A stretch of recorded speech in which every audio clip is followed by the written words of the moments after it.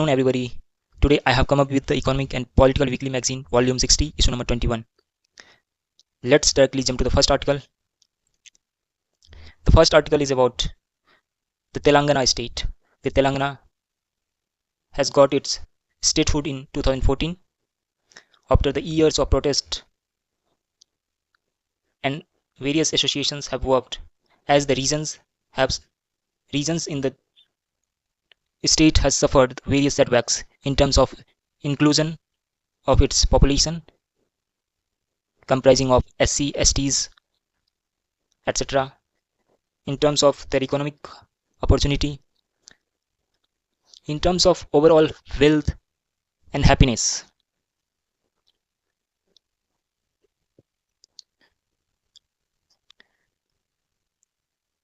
Whenever we talk about any state, what is more important? Today, GSDP, gross state development product, are considered to be the main important aspects of a state. But is it the only thing? No. Various states should also move in respect of getting the status of good GDH, gross domestic happiness. For example, जब हम लोग भूटान की बात करते हैं तो भूटान एक country है जो कि रादर देन इकोनॉमिकली हैप्पी होने के स्थान पे वो एक ओवरऑल हैप्पी सोसाइटी क्रिएट करते हैं. तो इस केस में क्या है कि पॉपुलेशन, जो भी पॉपुलेशन उस एरिया में या फिर उस कंट्री में रह रहे हैं, they will be the more happier. और मोर हैप्पियर होने का सेंस क्या है? मोर हैप्पियर होने का सेंस है कि आपका जो ओवरऑल डेवलपमेंट है, स्टैंडर्ड ऑफ लिविंग इंप्रूव होना चाहिए, क्वालिटी ऑफ लाइफ इंप्रूव होना चाहिए. आप किस तरह की लाइफ जी रहे हैं, आपको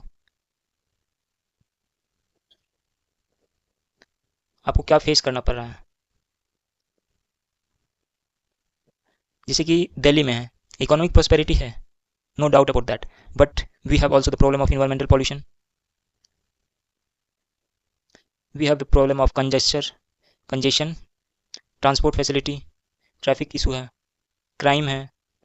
तो ये सब प्रॉब्लम है दिल्ली में. तो similar to that Telangana state के बारे में बोला गया है कि तेलंगाना में भी हमने तो स्टेट रूट बना लिया and we have invested heavily in the real estate sector.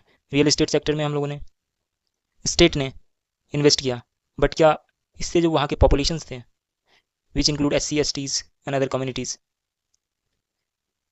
क्या उस पर इम्पैक्ट आया? क्या क्वालिटी ऑफ लाइफ उनकी चेंज हुई?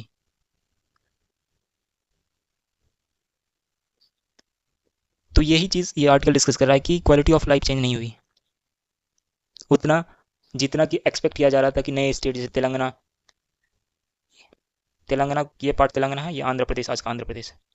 If you see the map of India, तो ये वाला पार्ट आंध्र प्रदेश, ये पार्ट जो है तेलंगाना है. तो यही चीज़ डिस्कस की गई है कि वहाँ के लोगों का लाइफ स्टाइल इंप्रूव नहीं हो पाया है, इवन द नए स्टेट बनने के बाद भी ह्यूमन डेवलपमेंट इंडेक्स में उतना प्रोग्रेस नहीं शो किया. सिमिलर टू दैट झारखंड की भी यही कहानी है. Jharkhand has the potential to be the one of the most economic state, but वहाँ पे देखिए GDH, gross domestic happiness, very low. तो जब भी इकोनॉमिक इनइक्वालिटी की बात होगी या फिर ओवरऑल हैप्पीनेस की बात होगी तो हम लोग झारखंड और आंध्र प्रदेश से निकले तेलंगाना को as a case study use कर सकते हैं. यही चीज़ें यहाँ पे बताया गया है.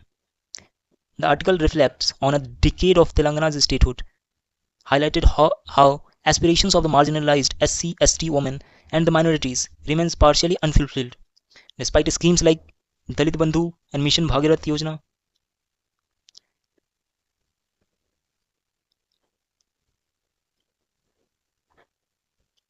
बोला जा रहा है कि हालांकि स्कीम्स और अदर प्रोग्राम्स ऑर्गेनाइज किए गए हैं स्टेट के द्वारा, बट उनका इम्पैक्ट नहीं दिख रहा है उतना जितना कि देखा जाना चाहिए. ये क्या रेज करता है? Question about tokenism. जो हम लोगों को सपना दिखाया गया था कि जो तेलंगाना के स्टेट के लोगों के लिए सपना दिखाया गया था कि आपको ये मिलेगा, आपको ये मिलेगा, वो मिलेगा, तो वो ट्रांसफॉर्म नहीं हो पाया, उस पॉलिसी में ट्रांसफॉर्म नहीं दिख रहा है. और लिमिटेशंस क्या क्या है कि एक डेटा की कमी है. जो इंक्लूजन को शो करता है, जो इंक्लूजन को शो कर रहा है वो डेटा कम, ना ही एक्सक्लूजन पे डेटा, ना इंक्लूजन पे डेटा है। डेटा का बहुत ही ज़्यादा इंपॉर्टेंस है। जैसे कि हम लोग देख रहे हैं इलेक्शन कमीशन रोल ओवर कर रहे हैं बिहार में इन रिसेंट न्यूज़। तो यही चीज़ बात बोली जा रही लास्ट में कि सिर्फ स्टेटहुड होना ये सोशल जस्टिस का पर्याय नहीं हो सकता है। Statehood is not the substitute for social justice. Okay, so this is all about this article. Moving to the next article, digital access as a fundamental right. Recently supreme court ने Amar Jain versus union of India case में ये बोला है कि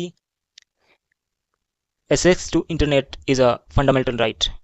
हालांकि इससे पहले Kerala high court ने एक केस में 2009 के एक केस में Fatima Sharin versus state of Kerala के केस में यही चीज़ बोली थी कि access to internet has become a part of day to day life and is an essential for the dissemination of information, expression of thought, and access to education.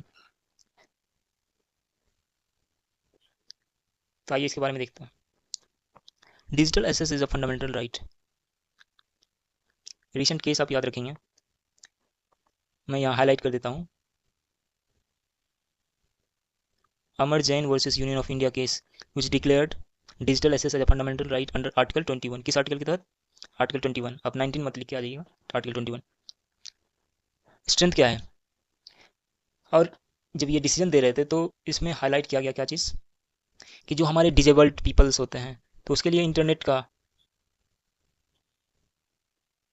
Impact बहुत ज़्यादा है कि डिजेबल्ड पीपल जो है they are not much mobile as compare to normal people. So digital access के through वो larger group of people के तहत पहुंच सकते हैं। यदि आप बिजनेस कैरी करना चाह रहे हैं डिजिटली ई कॉमर्स के थ्रू तो उससे भी आप पहुंच जा रहे हैं।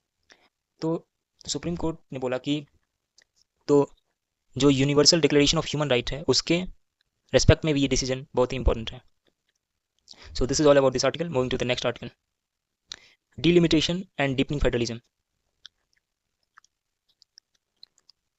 यहाँ पे वर्ड देखिए फेडरलिज्म यूज़ किया गया। फेडरलिज्म क्या होता है कि सेंटर और स्टेट के रिलेशंस कैसे हैं, सेंटर प्लस स्टेट का रिलेशन कैसा है। एंड बोला जा रहा है कि जब हम लोग डिलिमिटेशन करेंगे बिकॉज साउदर्न स्टेट की पॉपुलेशन पिछले कुछ दशक में कंट्रोल में आई है because of the policies, population control policies, use of contraceptives, family planning implementation,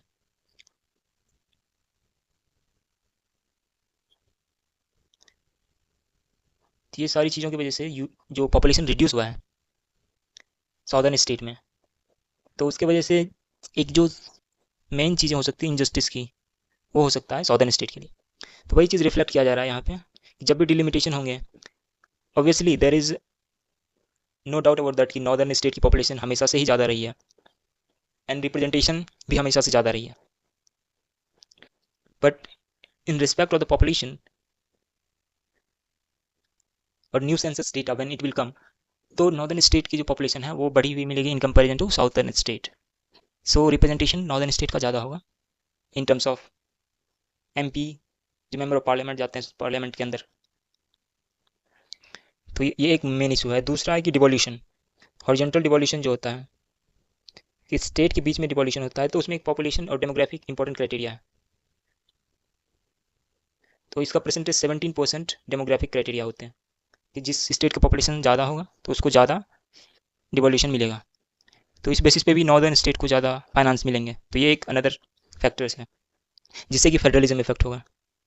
and और भी बहुत सारे फैक्टर्स है जैसे रोल ऑफ गवर्नर से भी फेडरलिज्म इम्पैक्ट होता है।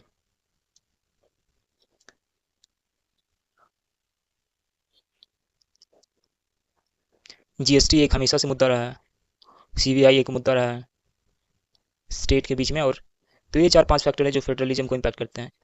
तो यही चीज़ बताया गया है यहाँ पे। The editorial warns against a delimitation process that may weaken the federal structure, especially disadvantaging the southern and the smaller state. It suggests reforms such as strengthening राज्य सभा। जैसे कि रिफॉर्म क्या बताया जा रहा है कि स्ट्रेंथनिंग राज्यसभा को स्ट्रेंथन कीजिए क्योंकि स्टेट का रिप्रेजेंटेशन राज्यसभा में ज़्यादा है। गवर्नर के रोल को रिड्यूस कीजिए इसको बैलेंस आउट करने के लिए जो सेंसस के डेटा आएंगे। Introducing proportional representation, and proportional representation को इंट्रोड्यूस किया जाए। These are the some of the suggestion.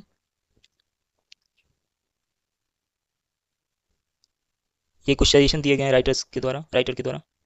और एनालिसिस जब किया जाता है तो timely and deeply constitutional in focus, क्योंकि यदि ये टाइम से नहीं किया गया तो ये सेंट्रल स्टेट रिलेशन के बीच में फेडरलिज्म का इशू है वो बढ़ते ही जाएगा।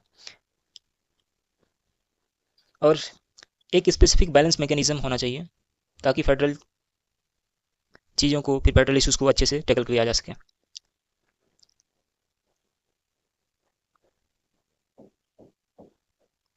लास्ट में ये बोला गया कि federalism and democracy must evolve together beyond mayor population based representation. सिर्फ पॉपुलेशन के बेसिस पे ही डेमोक्रेसी को नहीं देखा जाना चाहिए, ना ही फेडरलिज्म को देखा जाना चाहिए।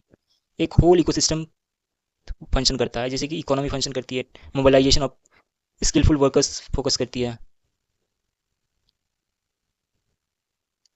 Skilful workers.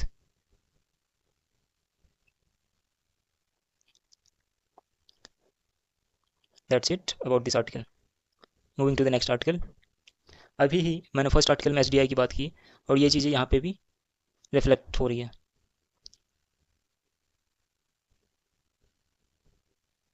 ये आर्टिकल बोल रहा है कि एसडीआई को कैसे इम्पैक्ट करेगा एआई, जो हमारे ह्यूमन डेवलपमेंट इंडेक्स जो है उसको एआई कैसे इम्पैक्ट करेंगे। तो एक रिसर्च आया था, हम लोगों ने एक न्यूज़पेपर के एक आर्टिकल में डिस्कस किया था कि एमआईटी ने एक रिसर्च किया था जिसके अंदर ये बताया गया था कि एआई जो है कॉग्निटिव एबिलिटी को वीकन कर रहे हैं। और साथ ही साथ ये भी बताया गया था, और सैम ऑल्टमैन का कहना है कि जो एआई है वो किसी भी ह्यूमन इंटेलिजेंस से 1000 गुना ज़्यादा पावरफुल हो सकता है इन फ्यूचर। तो दोनों चीज़ें एग्जेजरेट की जा रही है, ये चीज़ें ऑथर ने बोला था एडिटोरियल में, जो डेली करंट अफेयर्स पढ़ते हैं उसमें ये चीज़ बोला गया था। तो यही चीज़ ह्यूमन डेवलपमेंट इंडेक्स पे क्या इम्पैक्ट पड़ेगा या फिर ह्यूमन डेवलपमेंट पे क्या इम्पैक्ट पड़ेगा। तो हाँ, डेफिनेटली कॉग्निटिव एबिलिटी पे इफेक्ट पड़ेगा, बट हम लोग जो है एआई का यूज़ करके बहुत सारी अच्छी चीज़ें भी कर सकते हैं, जैसे कि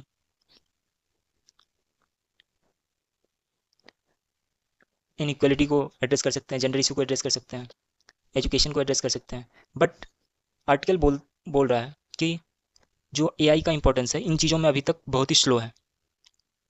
एंड फोकस क्या होना चाहिए कि data rich and global contextualised होना चाहिए। इम्प्लीकेशंस क्या है कि urges policy makers to focus on equity and inclusion, not just technological upgrades.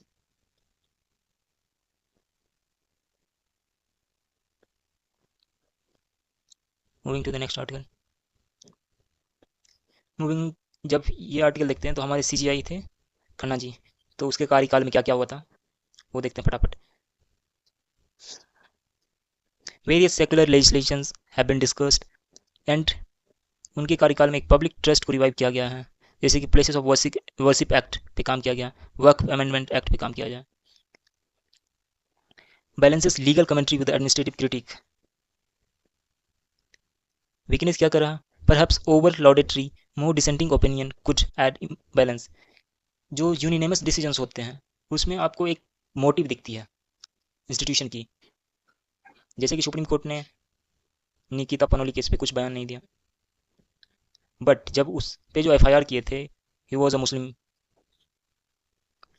Young man, तो उस केस में सुप्रीम कोर्ट आगे और सुप्रीम कोर्ट ने उसे रिलीज़ करने के लिए बोला और कोई भी एफआईआर लॉन्च ना हो। रीज़न बीइंग को इनको लग रहा है कि कब तक हम लोग ये हेट स्पीच करते रहें। तो एक बाइसनेस दिख रही है अब, जैसे जैसे इंटरनेट का पेनिट्रेशन हो रहा है, लोगों के पास मोबाइल आ रहा है, तो एक कंप्लीट बाइसनेस दिखती है डिसीजन मेकिंग में। तो उसी चीज़ को एड्रेस करते हुए सीजीआई खन्ना ने वक्फ अमेंडमेंट बिल जैसे क्रिटिकल इशूज़ है, जो कि this is an secular legislation, जो एड्रेस करते हैं उन चीज़ों को जिससे कि मेजोरिटी पॉपुलेशंस की राइट्स इफेक्ट होते हैं in terms of land, legal right, land properties etcetera. तो this is all about this article. Moving to the next article.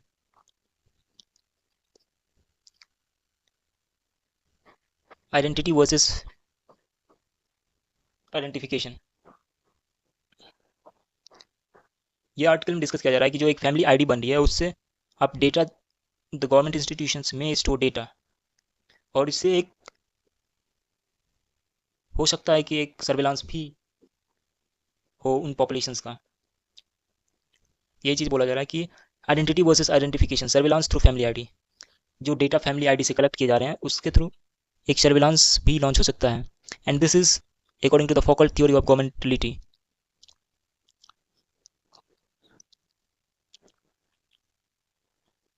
एक कंटेम्प्रेरी पॉलिसी जो होनी चाहिए जो एड्रेस करे इन चीज़ों को। तो moving to the next article, Shyam Benegal ji के बारे में है, जो 1934 से 2024 तक जिंदा रहे। तो this is a biography type article, not much of importance, तो इसको हम लोग लीव करते हैं।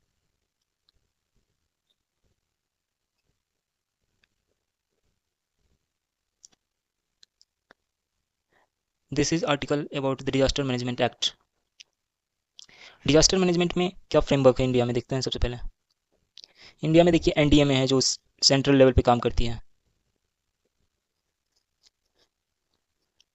दूसरा है SDMA, state disaster management authority, जो स्टेट लेवल पे काम करती है।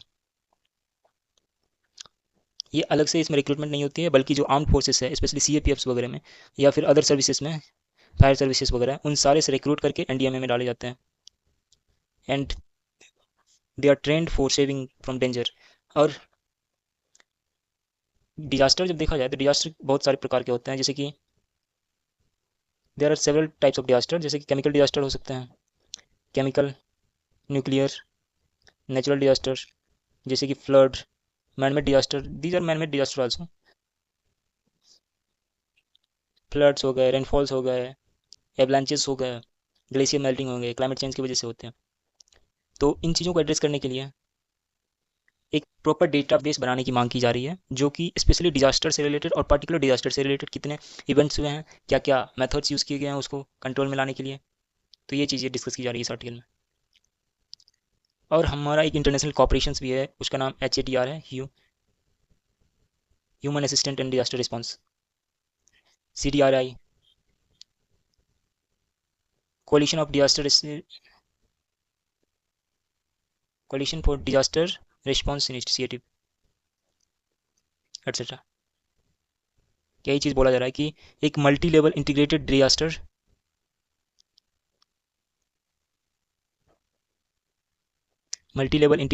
डेटा इंफ्रास्ट्रक्चर होनी चाहिए, और एक डिजास्टर मैप होनी चाहिए, citing expose during cyclone Amphan and yes.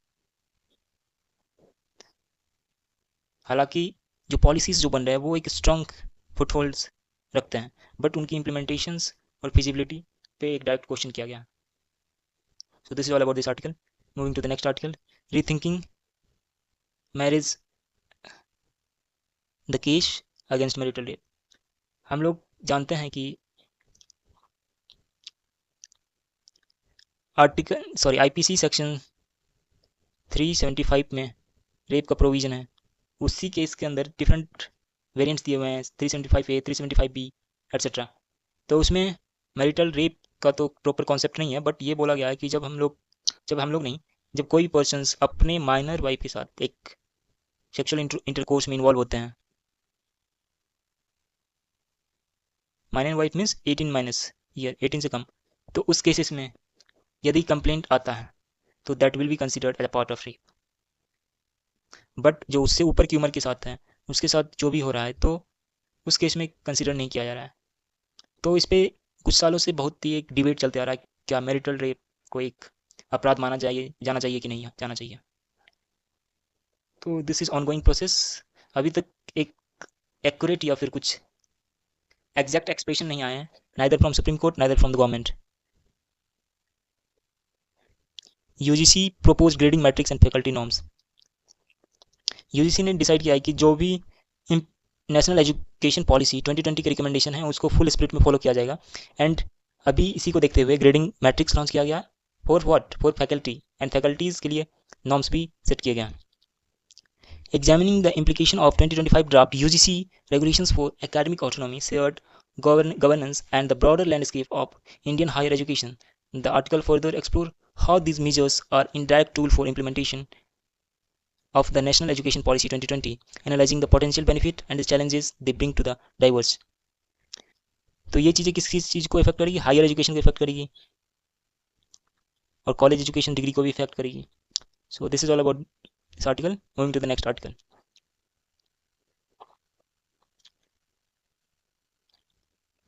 ये आर्टिकल बता रहा है इनइक्वालिटी के बारे में. इनइक्वालिटी किस चीज़ में है? जब इनइक्वालिटी की बात करते हैं तो किस चीज़ में है इनइक्वालिटी? बहुत सारी चीज़ें में है. जैसे एसडीआई की बात करते हैं तो हम लोग एक लाइफ एक्सपेक्टेंसी देखते हैं, एजुकेशन अटेनमेंट देखते हैं, स्टैंडर्ड ऑफ लिविंग देखते हैं,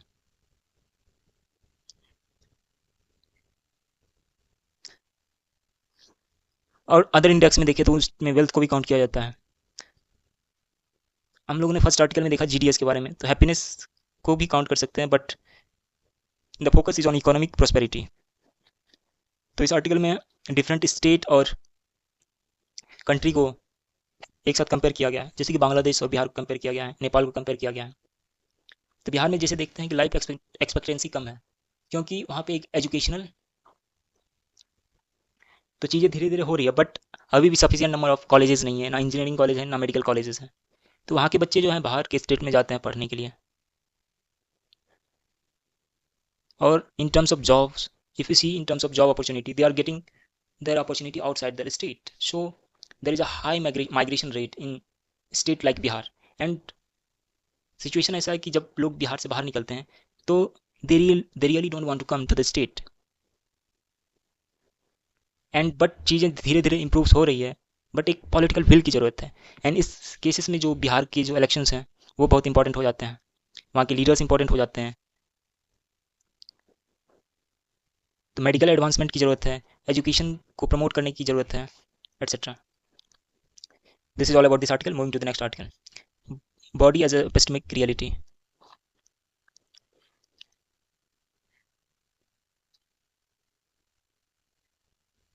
ये आर्टिकल थोड़ा फिलोसफिकल टाइप का है, but this will be not much of importance. तो जो मेंशन किया होता है जितने आर्टिकल मैंने इंक्लूड कर लिया है, बट आप पढ़ना चाहें तो आप पढ़ सकते हैं. And if you want to discuss this article, लग रहा है कि आपको ये इंपॉर्टेंट आपके हिसाब से, तो please comment and I will take this article in the next issue of EPW magazine. Moving to the next article. Visualizing the invisible and re-examining women labor force participation in India. तो एक research based article है कि women labour force का क्या condition है India में. 23% बोला जा रहा है कि एम्प्लॉयमेंट रेट, अनएम्प्लॉयमेंट रेट है वोमेन का. चीज़ें देखते हैं. See the women and India's labour force participation crisis. India's female labour force participation rate was drop to 20%. वही 23% की बारे में बात कर रहे थे. I discussed about unemployment rate, but this is labor force participation rate. Sorry. Cultural restrictions, lack of child care, informalization of jobs are the major causes. क्या क्या cause हैं? एक तो cultural restrictions हैं, patriarchal norms, lack of children care. Children care करने के लिए women को अपनी जॉब और अपनी लाइफ की सेक्रीफाइस करनी पड़ती है. पॉलिसीज लाइक मैटरनिटी बेनिफिट और women only schemes have not improve the structural barriers. हालांकि जो वेरियस स्टेट है, जैसे कि दिल्ली गवर्नमेंट है, बस फ्री करके वुमेन को मोबिलिटी देना चाह रहे हैं, उससे भी इंपॉर्टेंस बढ़ रहा है, बट उससे एक प्रॉपर जो इक्वलिटी पेनिट्रेट होनी चाहिए सोसाइटी के विद इन, वो नहीं हो पा रहा है. स्ट्रक्चरल बैरियर है, वो लोगों के दिमाग में है, लोगों की सोसाइटी के माइंड में, उसको सोसाइटल बिहेवियर के चेंज के थ्रू ही किया जा सकता है. Highlights the feminisation of distress.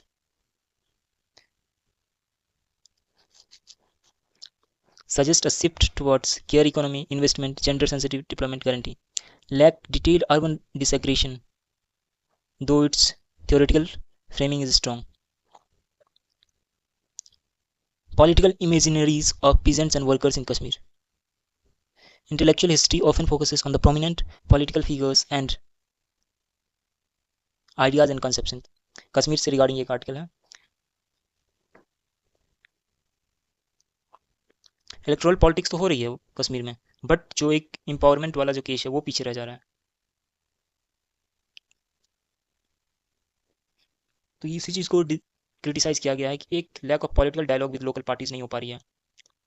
Youth जो है एलिनेट हो रहे हैं. एक नए प्रकार की सोशल आइडियोलॉजी बन चुकी है post 370. So this is all about this article. Moving to the next article. Poverty and inequality in India. And inequality से रिगार्डिंग हम लोगों ने इसी इशू में वेरियस आर्टिकल देखे हैं पिछले कुछ मिनटों में। तो ये जो इशू है पॉलिटिकल एंड इनइक्वलिटी, ये इशू कोविड से कंपेयर करता है हमारी इनइक्वलिटी को। हमारी जो इंडिया में इनइक्वलिटी गैप बढ़ते जा रहे हैं ऑक्सफैम के रिपोर्ट के अनुसार कि 1% of the population, top 1% of the population hold 57% of the wealth. तो ये तो इनइक्वलिटी का आलम है। और बोला जा रहा है कि despite nominal GDP growth, inequality in income and access to services has widened. The bottom 40% of the population has been stagnant and declining consumption. Question raise किए जा रहे हैं उन सारी स्कीम्स को जो कि पुअर पॉपुलेशन को हेल्प करते हैं, जैसे कि पीएम गरीब कल्याण योजना। तो different type of inequality exist करती है, जैसे कि rural urban divide, caste specific etcetera. तो एक वाइडली स्प्रेड डेटा चाहिए जिससे कि एक proper and holistic policy measures लिए जा सकें।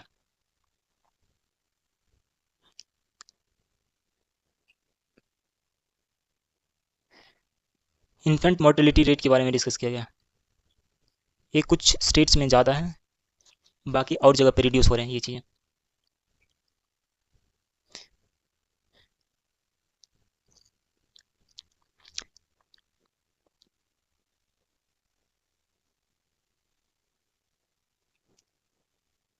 यही चीज़ें बोला जा रहा है कि जो इन्फेंट मोर्टेलिटी रेट है कुछ ही स्टेट्स में ये कम हो रही है, बाकी स्टेट्स में बनी की वैसे की वैसे बनी हुई है। एंड इसके रिगार्डिंग जो हेल्थ पॉलिसी मेजर्स, स्पेशली जो चाइल्ड हेल्थ केयर्स हैं, न्यूनेटल केयर्स को स्ट्रेंथन करने की ज़रूरत है। तो this is all about this article. ये आर्टिकल अगरतला के रिगार्डिंग है, not much of importance, Agartala specific article है। जीएन साईं बाबा एक कम्युनिस्ट लीडर हैं, शायद उनको केस मतलब उन पे केस चल रहा था इन टर्म्स ऑफ यूएपीए वगैरह, या फिर माओइस्ट को सपोर्ट करते थे GN Sai Baba through this article. Number of times you have to appeared in the court. तो माओइज्म से रिलेटेड चीज़ों में इन्वॉल्व थे। तो moving to the next article, interfaith dialogue and cultural syncretism in Pathiri Puthina पाना।